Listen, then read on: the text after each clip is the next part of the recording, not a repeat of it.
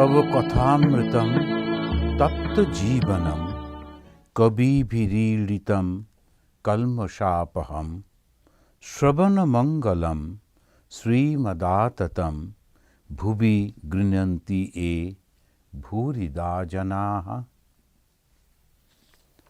আমাদের জীবনটাকে যদি আমরা দেখি তখন দেখব এখানে অদ্ভুত একটা ভাবে ঘটে চলেছে। একটা গাছ বড় হয়েছে, সেই গাছে ফল হয়েছে, ফলটা হয়ে পেকে পড়ে গিয়ে আবার সেই গাছের চারা বেরোচ্ছে। একটা গাছ থেকে অনেকগুলো এইরকম গাছ হয়েছে, কিন্তু মূল গাছটা আস্তে আস্তে শুকিয়ে যাচ্ছে। একদিন সেটি শেষ হয়ে গেল। এদিকে পড়ে যাওয়া ফল থেকে যে গাছগুলো তারা বড় হয়ে গেল, সেই বড় হয়ে যাওয়া গাছগুলোর মধ্যে পুরনো গাছটা কোথায় হারিয়ে গেল। আবার যে গাছগুলো হলো তাদের মধ্যে কেউ ঠিক বাঁচলো, কারোর উপরে বাজ পড়ে পুড়ে গেল, কেউ বা আবার একলা দাঁড়িয়ে আছে, ফল দিচ্ছে, গাছ হচ্ছে, সে হারিয়ে যাচ্ছে। জীবন চক্র ঘটেই চলেছে, ঘটেই চলেছে, ঘটেই চলেছে।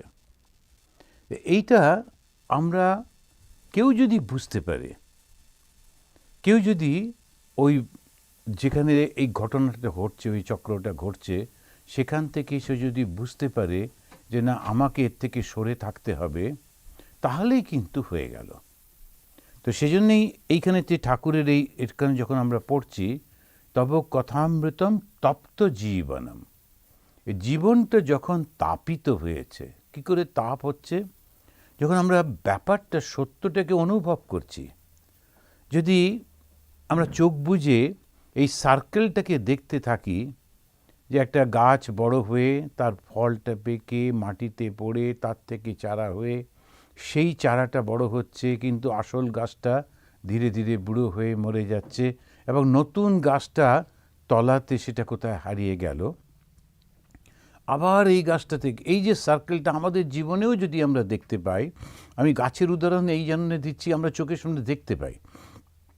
আমাদের মানুষের জীবনে সে আমার ঠাকুরদাদা ছিলেন, তারপরে তার ছেলে, তার ছেলে, তার ছেলে, বংশ চলেছে, জায়গা পরিবর্তন হয়ে যাচ্ছে, পরিবেশ পরিবর্তন হয়ে যাচ্ছে। যাদের থেকে সেই বংশ শুরু তারা কোথায় হারিয়ে গেলেন, তাদের নামগুলোও মনে থাকে না। কিন্তু ঘটনাটা এক ঘটনা ঘটেই চলেছে। সন্তান সে বিয়ে করে আসছে, তার বাবা মা অসুস্থ, তারা তাদেরকে দেখে, সংসারে যেমন হয়, সন্তান খুশি হচ্ছে দেখে বাবা মা আনন্দ পেয়ে তারপরে চলে যাচ্ছেন। আবার সন্তান ধীরে ধীরে জীবন শুরু করছে। এইটা যে বুঝেছে, তার কাছে কিন্তু এই সংসারটা তপ্ত, একেবারে তোমার আগুনের মতো। একই জিনিস ঘটে চলেছে, বারংবার ঘটে চলেছে, আমি এর মধ্যে আর নেই। এই যে মায়ার সংসার বলা হয়, খুব অদ্ভুতভাবে কোনো কিছু থাকে না, কিন্তু সেইটা পাওয়ার জন্যে, আঁকড়ে ধরার জন্যে আমার বাসনারও শেষ হয় না। আমার পূর্বপুরুষেরও ছিল, আমারও রয়েছে, আমার উত্তর পুরুষেরও তাই থাকবে, কিছুতে শেষ হচ্ছে না। যেই বুঝে গেলাম, তখন একটা ভয়ঙ্কর ভয় এসে যায় মনের মধ্যে। তাহলে এবার কি হবে? আবার মৃত্যু, আবার জন্ম, কতদিন এই চলতে থাকবে?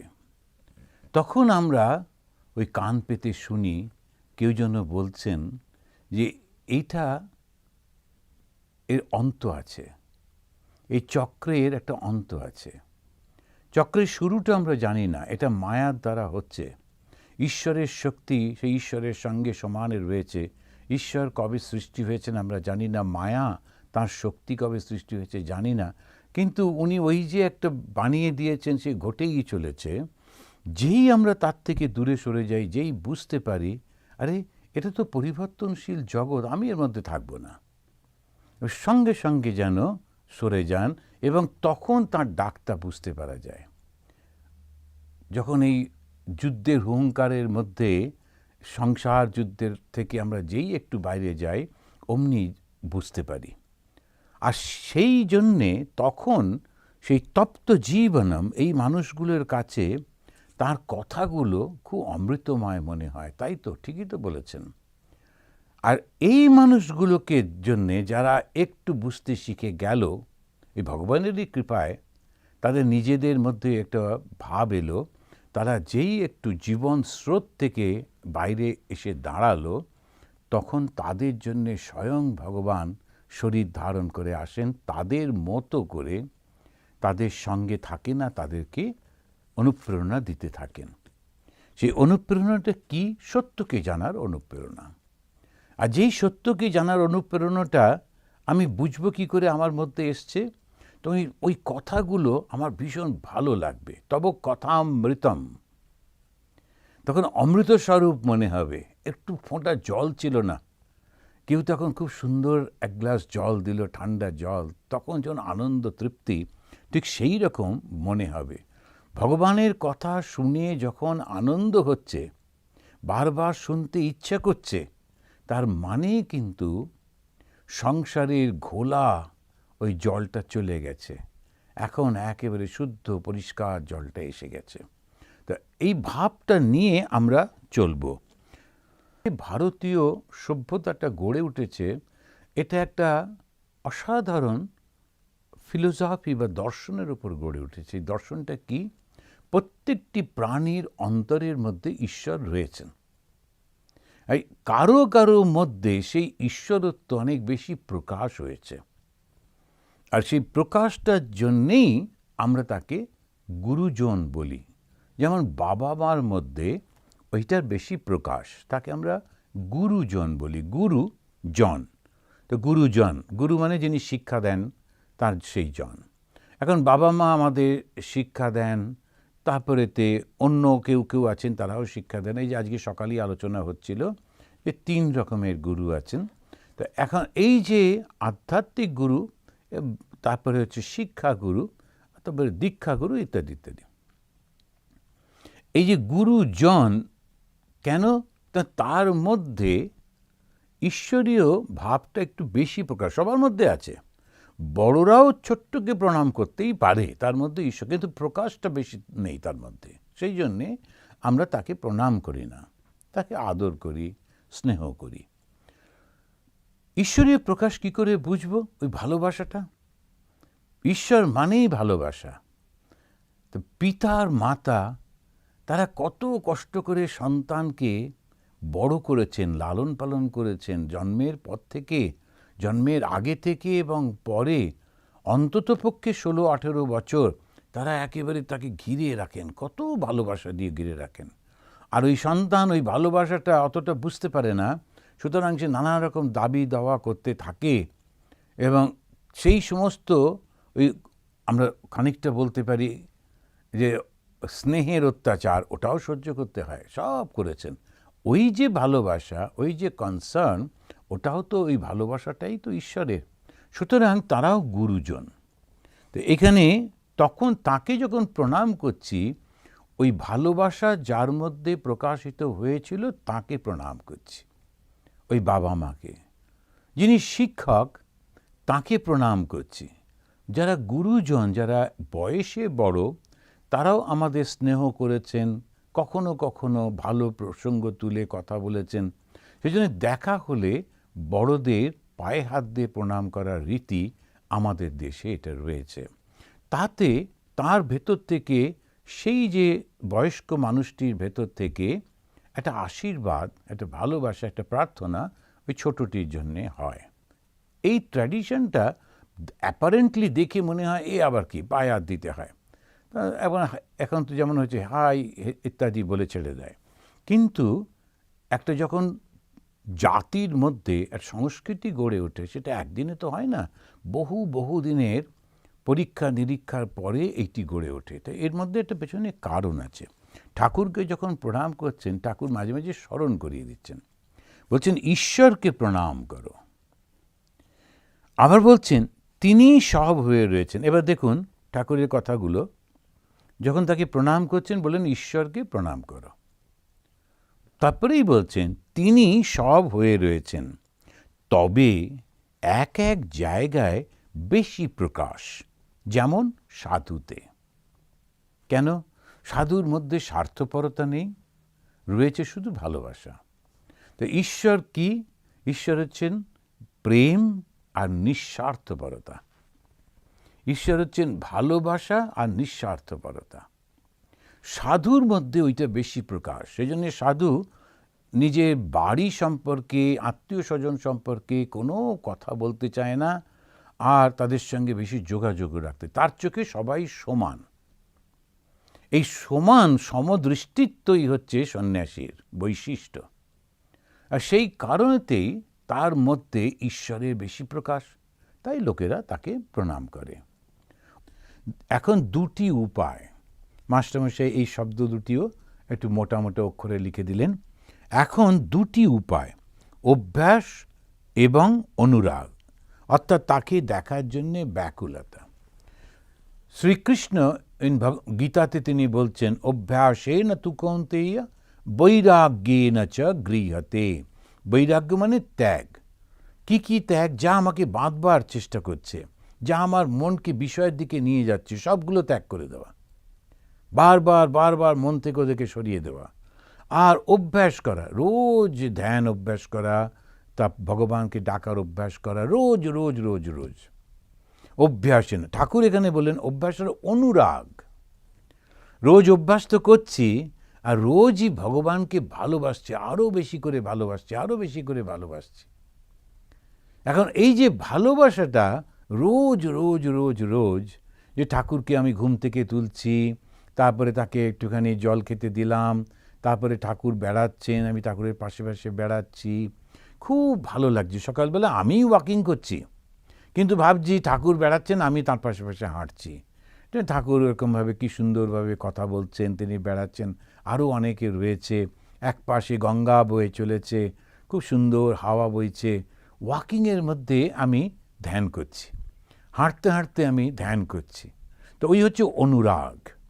রাগটা, রাগ মানে হচ্ছে আকর্ষণ, সেটা যখন এই ভালোবাসায় পরিণত হচ্ছে, তখন ভগবান, আমি যখন রান্না করছি মনে করছি মা পাশে বসে আছেন, মার সঙ্গে গল্প করছি, এই ফোড়নটা আমি দিচ্ছি, তুমি কি ফোড়ন দিছিলে, ঠাকুর কি ফোড়ন খেতে ভালোবাসতেন, কোনটা কি, এই সাধারণ সমস্ত কাজের মধ্যে।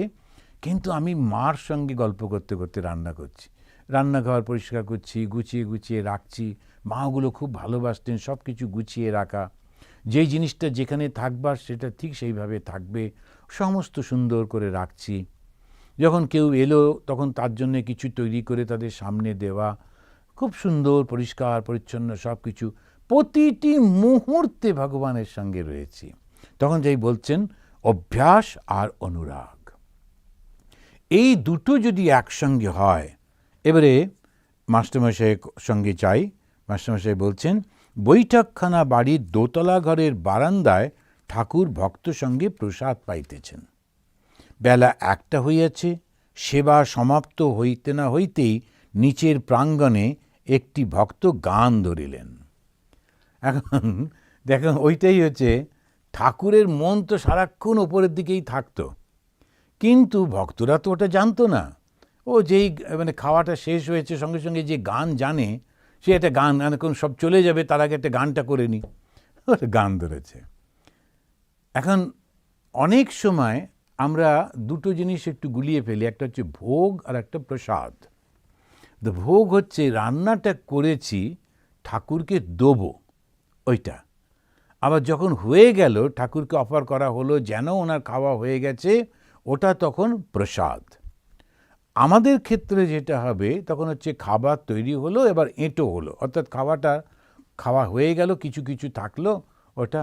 আর ঠাকুরের ক্ষেত্রে, ভগবানের ক্ষেত্রে ভোগ দেওয়া হলো আর প্রসাদ হলো সেইটা। তো এইরকমভাবে সাধারণত বলে। তো যাই হোক, এটা এবারে গান ধরেছেন। কোন গানটা? জাগো জাগো জননী মূলাধারে নিদ্রাগত, কতদিন গত হলো কুলকুণ্ডলিনী। এই কথাগুলো শুনলে ঠাকুর, যার মনটা সদা সর্বদা ওই উন্নত অবস্থায় রয়েছে, উনি কি থাকতে পারেন? ঠাকুর গান শুনিয়া সমাধিস্থ হয়ে গেলেন। এই যেই সমাধিস্থ হচ্ছেন, সমস্ত শরীর স্থির। হাতটি প্রসাদ পাত্রের উপর যেরূপ ছিল চিত্রার্পিতের ন্যায় রহিল। খাওয়া আর হলো না। অনেকক্ষণ পরে ভাবের কিঞ্চিত উপশম হইলে বলতেছেন, আমি নিচে যাব, আমি নিচে যাব। ওই ভদ্রলোককে বন্ধ করা উচিত ছিল, এখন মনে হচ্ছে আমাদের, যে বাবু তোমার গান আমরা শুনবোক্ষণ পরে, একটু ঠাকুরকে খেতে দাও। কিন্তু ও তো জানে না, ও ওইখানেতে গান ধরেছে নিচেতে, ঠাকুরের আর খাওয়া হলো না। এটা প্রায়ই হতো, লোকেরা তো বুঝতো না, ওদের কাছে ওটা তো গান, কিন্তু ঠাকুর সঙ্গে সঙ্গে প্রত্যেকটি শব্দর সঙ্গে তার মনটা মিলিয়ে যাচ্ছে। প্রাঙ্গণে সকালে নাম কীর্তন ও প্রেমানন্দে ঠাকুর নিত্য হইয়াছিল। এখনও শতরঞ্চি ও আসন পাতা রইয়াছে। আচ্ছা, এখানে আমি বোধহয় সকাল, প্রথমেই বলেছিলাম সন্ধেবেলা, না, এটা সকাল 7টা-8টার সময়, 7টা-8টা বলতে সকালবেলার কথাই বলেছেন। তো প্রাঙ্গণেই সকালে নাম সংকীর্তন ও প্রেমানন্দে ঠাকুরের নিত্য হইয়াছিল, অর্থাৎ সকালের ঘটনাটাই উনি লিখেছেন। এখনও শতরঞ্চি আসন পাতা রইয়াছে, ঠাকুর এখনও ভাবাবিষ্ট। গায়কের কাছে আসিয়া বসিলেন। গায়ক এতক্ষণে গান থামাইয়াছেন। গায়ক তো এবার সবাই চলে গেছে গান শুনতে শুনতে, কিন্তু ঠাকুর তো ওই গানের মধ্যে দিয়ে ওই অবস্থায় পৌঁছেছেন। তাই উনি সামনে এসে অতি দীনভাবে বলিতেছেন, বাবু আর একবার মায়ের নাম শুনব। তখন ওই গায়ক গাইছেন, জাগো জাগো জননী মূলাধারে নিদ্রাগত, কতদিন গত হলো কুলকুণ্ডলিনী, স্বকার্য সাধনে চলো মা শিরোমধ্যে, পরম শিব যথা সহস্র দল পদ্মে, করি ষড়চক্র ভেদ মাগো, ঘুচাও মনের খেদ চৈতন্য রূপিণী। গান শুনিতে শুনিতে ঠাকুর আবার ভাবাবিষ্ট, তিনি ভাবে আবিষ্ট হয়ে যাচ্ছেন। তা আজকে এই জাস্ট 2টো পাতা আমাদের পড়া হলো। প্রথমেই শুরু হয়েছিল জ্ঞানের কথা নিয়ে, তারপরে ভক্তি, এখন হয়ে গেল এই যোগের। এখন এই যোগের মধ্যে তিনি ভাবের মধ্যে আবিষ্ট হচ্ছেন। ভাবটা কি? ওই যে ষড়চক্র ভেদ হচ্ছে, মূলাধার থেকে শুরু করে ধীরে ধীরে ধীরে ধীরে ওপর দিকে আসছেন, একেবারে মাথায় হচ্ছে সহস্রার, ওটা সপ্তভূমি, স্বাধিষ্ঠান, মণিপুর, অনাহত, বিশুদ্ধ, আজ্ঞাচক্র, এই যে 6টার মধ্যে দিয়ে দিয়ে যাচ্ছে, ওই ভাবের মধ্যে দিয়ে ঠাকুর অনুভব করছেন যেন ওই শক্তিটা উপর দিকে উঠে আসছে। আজকে আমরা এখানে শেষ করি। আসুন আমরা একসঙ্গে ঠাকুরকে প্রণাম জানাই। নিরঞ্জনম নিত্যম অনন্তরূপম ভক্তানুকম্পা ধৃত বিগ্রহম বৈ, ঈশাবতারম পরমেশমিড্যম তম রামকৃষ্ণম শিরসা নমামহ। ওম শান্তি শান্তি শান্তি। হরি ওম তৎসৎ। শ্রী রামকৃষ্ণ अर्पणमस्तु।